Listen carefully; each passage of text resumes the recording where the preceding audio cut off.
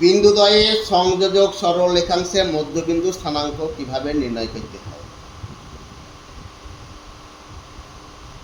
এখানে আছে কত এল, 2m, আর আছে -l + 2m, 2l - 2m। এই বিন্দুদ্বয়ের সংযোজক সরলরেখাংশের মধ্যবিন্দু স্থানাঙ্ক কত? তাহলে এখানে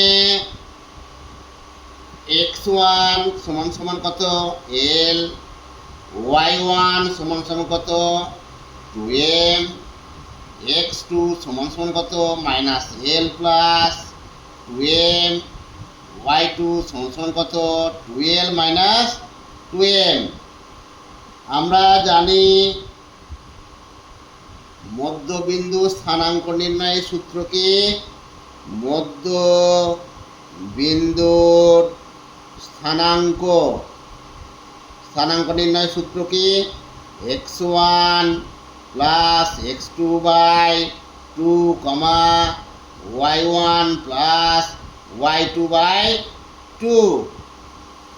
তাহলে এখানে x1 কত l + x2 কত -l + 2m/2।